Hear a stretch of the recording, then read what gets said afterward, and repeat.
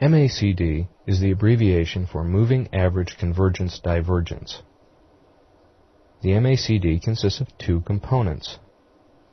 MACD, which represents a difference between a 26-day and 12-day EMA, and signal line, which is a 9-day EMA.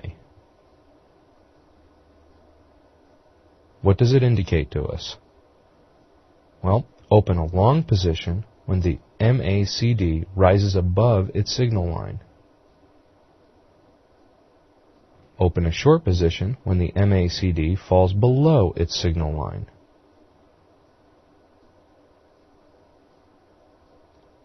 Parabolic Time Price System, or SAR. Parabolic Time Price System was developed by J. Wells Wilder. SAR is short for Stop and Reverse Price. The parabolic system attempts to determine the moment when a change in trend occurs, and the price at which the trader should close the position, or stop price. In order to accomplish this, the parabolic system uses a series of EMAs whose time period constantly diminishes as the trend develops. The initial time period is 50 days, and gradually decreases to 5 days. When the price graph crosses that of the SAR, it is believed that a change in trend has occurred, and the time period is once again reset to 50 days. How do we use it? Open a long position when the price rises above the SAR line. Open a short position when the price falls below the SAR line. Directional Movement Index. The Directional Movement Index was also developed by J. Wells Wilder. The DMI tries to reveal a so-called strong trend, because according to Wilder, only 30% of trends are confirmed. The DMI tries to filter out noise and thereby focus on the strong trends. The DMI consists of two lines, a positive directional movement, plus DM, and a negative directional movement, minus DM. How do we use it? Open a long position when the following two conditions are met. Plus DM rises above minus DM. The extreme point rule is triggered. The day following the occurrence of condition 1, the price becomes greater than the previous day's high. Open a short position when the following two conditions are met. Minus DM rises above plus DM. The extreme point rule is triggered. The day following the occurrence of condition 1, the price becomes less than the previous day's low. Bollinger Bands. Bollinger Bands are indicators developed by John Bollinger. It tracks the changes in a security's volatility. The Bollinger Bands consist of two moving averages. One band runs above the price line, the other band below it. These two averages define a normal trading range. It is supposed that the graph of the price should be between the borders of these two bands. The narrowing of a band corresponds to a low volatility, where expansion reflects increased volatility. Now, what do these mean to us? One should expect a sharp change in price when the Bollinger Bands are significantly narrowed. When the price graph jumps out from the borders of a Bollinger Band, one should expect the continuation of the trend. If, after a peak or trough occurs outside a band, there follows a peak or trough inside a band, a change in trend is expected. Usually, the price movement starting at the bottom border of a band rises to the top border of a band, and the reverse is also true, from top to bottom.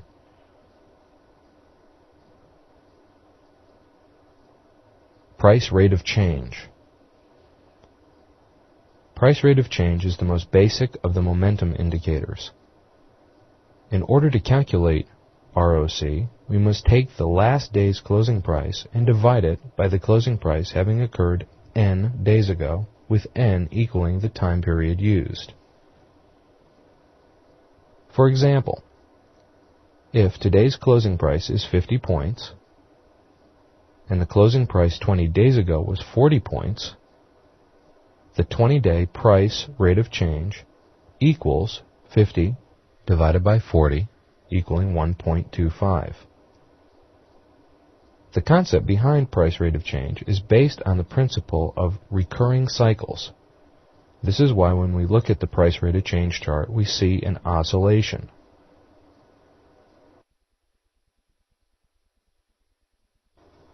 The primary purpose of all momentum indicators, including price rate of change, is to identify when there are overbought and oversold conditions for securities. The higher the ROC is, the more overbought the security is. The lower the ROC, the more oversold the security.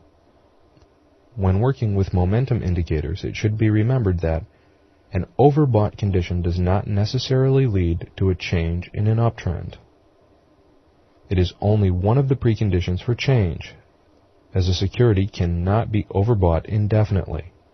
At the same time, this state can exist for an extended period. This is why one should never make a sale or purchase decision based solely on the basis of momentum indicators. It is strongly recommended to receive confirmation from any indicators of trend analysis, for example, a moving average or MACD. Relative Strength Index. The Relative Strength Index was created by J. Wells Wilder. It is the most popular momentum indicator which measures internal potential of a security. As well as the ROC, the RSI attempts to identify overbought or oversold conditions. The RSI goes from 0 to 100. It was generally considered that when the index was higher than 70, there existed an overbought condition, and when it was less than 30, an oversold condition. However, practical studies have shown that the use of the levels 70 and 30 as the signals to sell or buy were not very effective. Mr. Wilder suggested additional rules based on visual analysis. 1. RSI charts form basic patterns such as head and shoulders, double top, etc., which are not noticeable on a price chart. 2. Lines of support and resistance are also identified on the RSI charts and not on the price chart. 3. Divergences are a very reliable sign of a future change in trend. A divergence occurs when there is a different interpretation between the RSI movement and the price movement. The chart shows that the price reaches a new high, although the RSI does not confirm this direction of movement.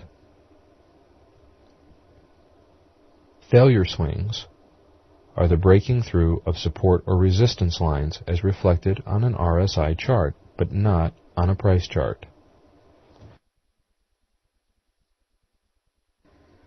Tricks. Tricks measures the norm of price fluctuations.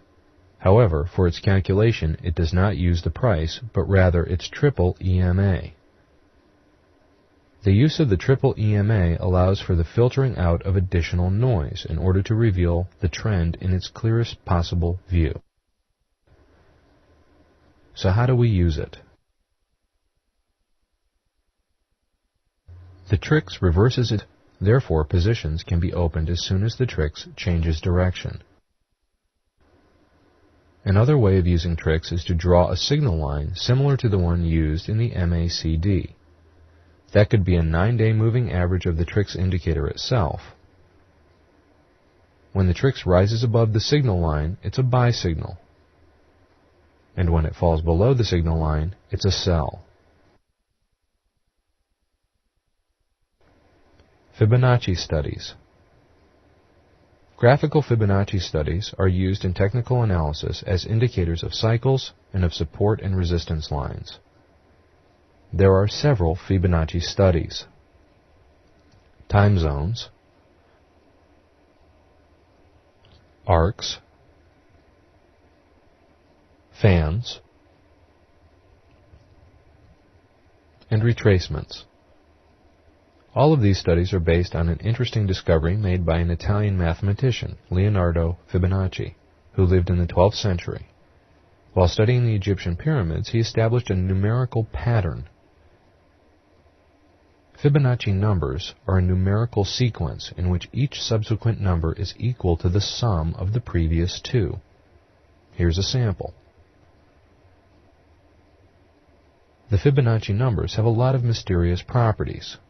For example, any Fibonacci number approximates the product of the previous number multiplied by 1.618, or the product of the subsequent number multiplied by 0.618. The Fibonacci studies allow us to create, on a price chart, several lines that stand apart from each other a distance equal to the Fibonacci numbers.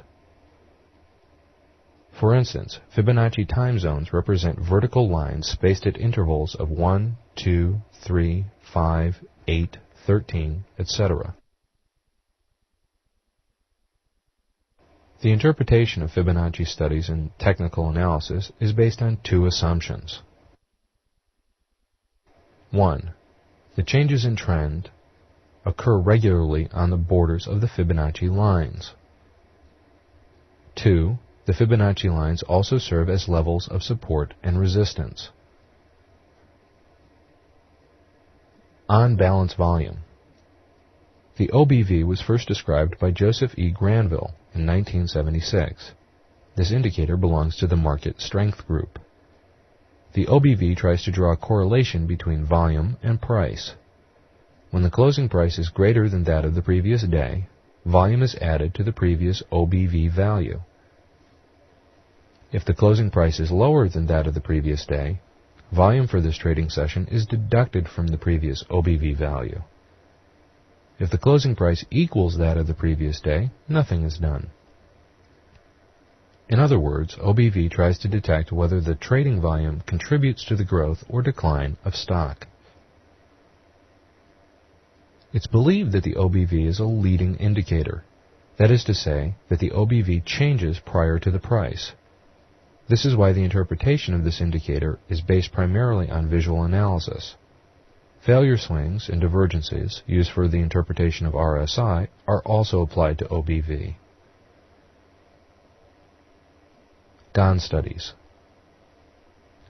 Gann studies were introduced by W. D. Gann and are used in technical analysis as indicators of support and resistance levels. There are several types of Gann studies: Gann lines, Gann fans, and Gann grids. Gann's theory proceeds from the assumption that the angle of 45 degrees serves as the basic support for a strong uptrend. On a chart using the arithmetic scale, 1 point of change in price corresponds to 1 point of change in time. That's why Gann called this 45-degree angle 1 by 1. Gann also defined other important support-resistance lines, which correspond to the following angles.